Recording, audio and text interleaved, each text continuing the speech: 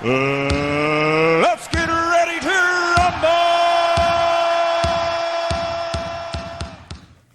Good morning, boys and girls. Today I'm going to be reading you one of my favorite books called Cloudy with a Chance of Meatballs. Written by Judy Barrett and illustrated by Ron Barrett.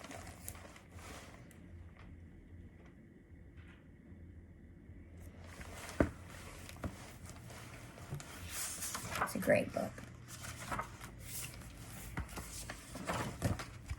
We were all sitting around the kitchen table.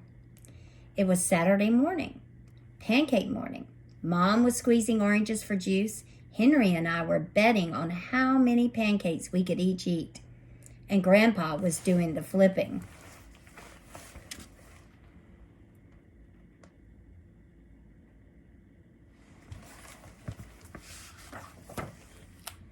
Seconds later, something flew through the air, headed toward the kitchen ceiling, and landed right on Henry. After we realized that the flying object was only a pancake, we all laughed. Even Grandpa. Breakfast continued quite uneventfully. All the other pancakes landed in the pan, and all of them were eaten, even the one that landed on Henry.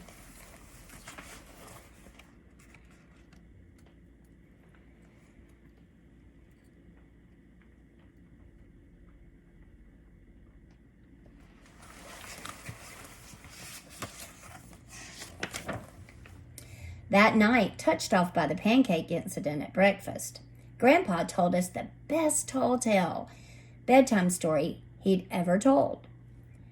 Across an ocean, over lots of huge bumpy mountains, across 3 hot deserts and 1 smaller ocean, there lay the tiny town of Choose and Swallow.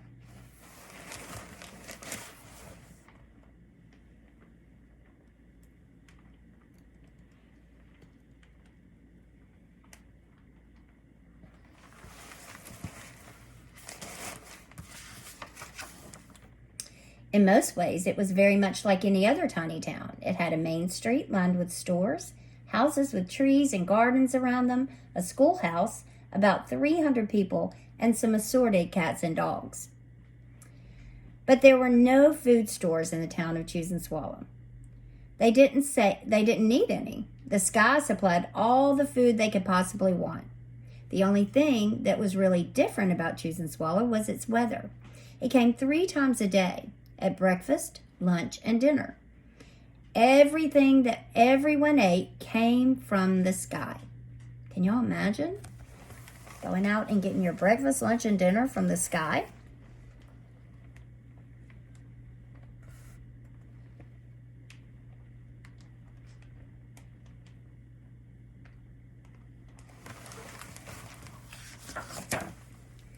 Whatever the weather served, that was what they ate. But it never rained, it never snowed, and it never blew just when. It rained things like soup and juice. It snowed mashed potatoes and green peas. And sometimes the wind blew in storms of hamburgers.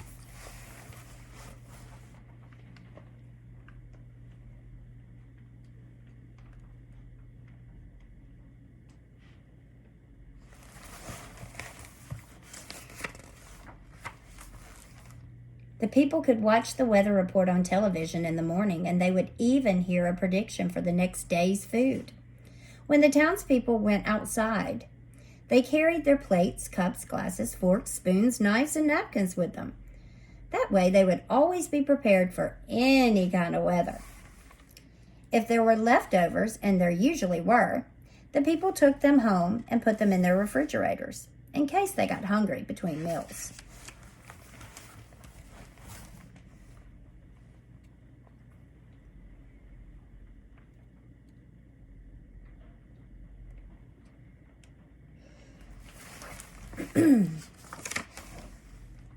The menu varied.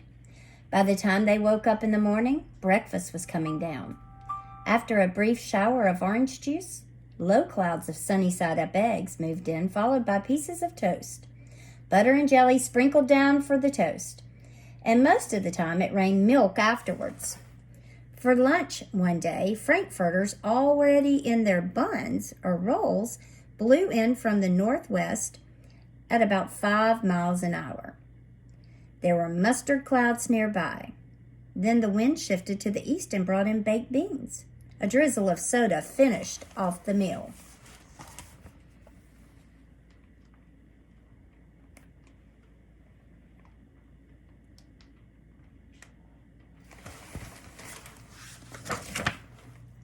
Dinner one night consisted of lamb chops, becoming heavy at times with occasional ketchup.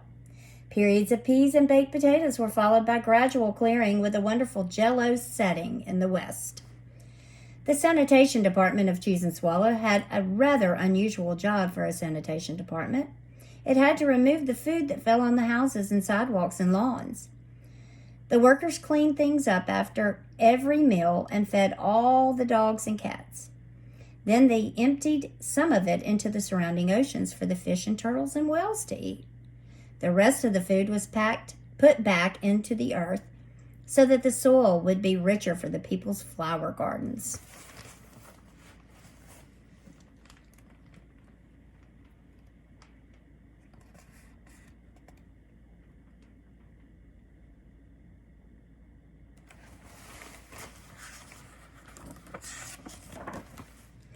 Life for the townspeople was delicious until the weather took a turn for the worse.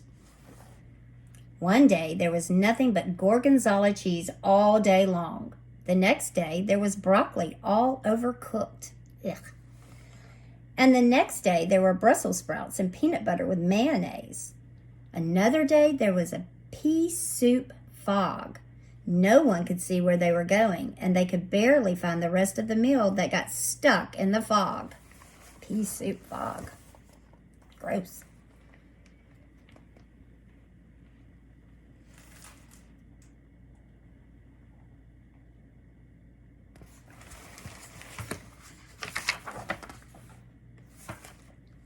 The food was getting larger and larger.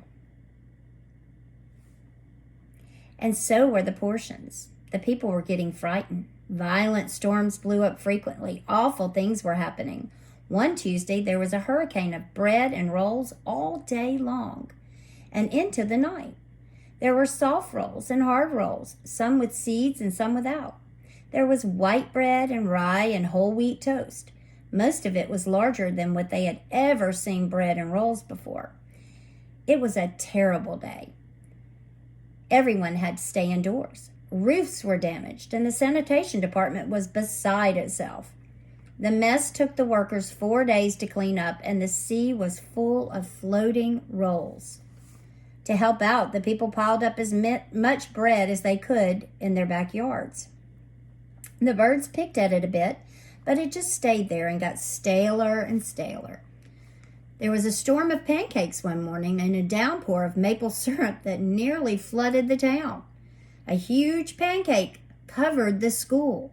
No one could get it off because of its weight, so they had to close the school. Can y'all imagine a huge pancake covering our school and school would be closed because of a pancake?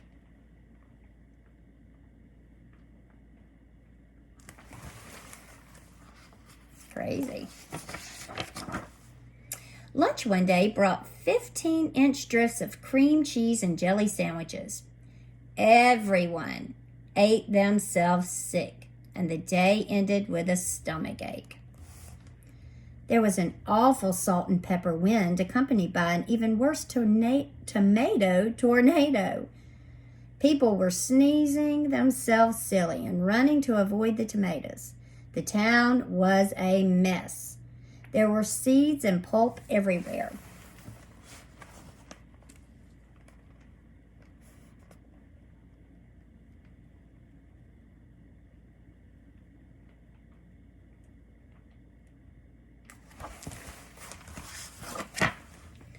The sanitation department gave up. The job was too big.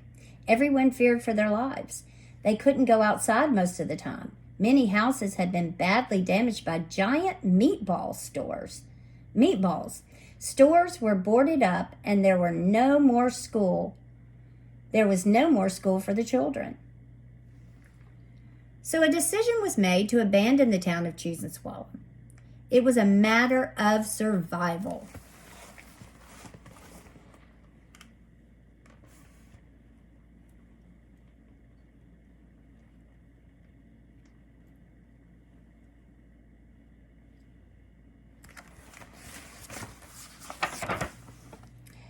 The people glued together the giant pieces of stale bread, sandwich style with peanut butter, took the absolute necessities with them, and set sail on their rafts for a new land.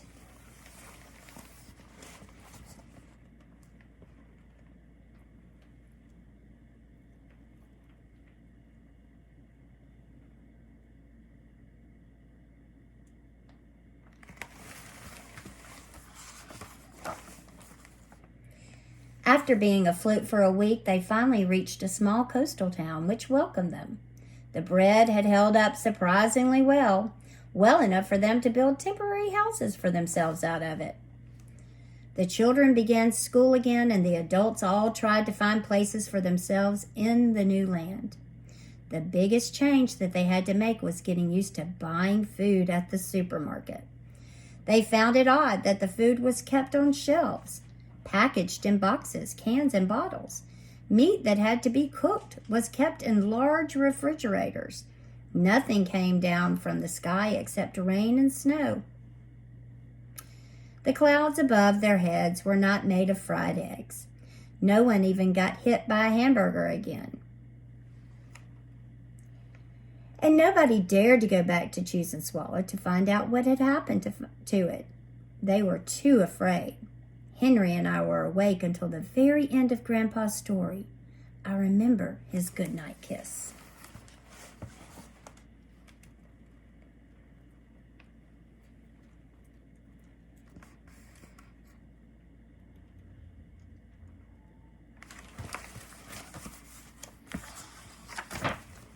The next morning we woke up to see snow falling outside our window.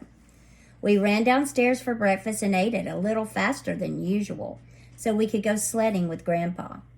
It's funny, but even as we were sliding down the hill, we thought we saw a giant pat of butter at the top, and we could almost smell the mashed potatoes.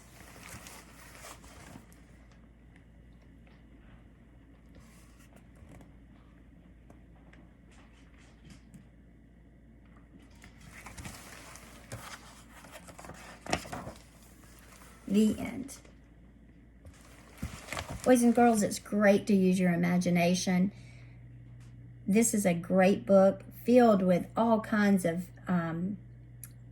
really good use of imagination. So remember, the next time it rains, watch out for those meatballs.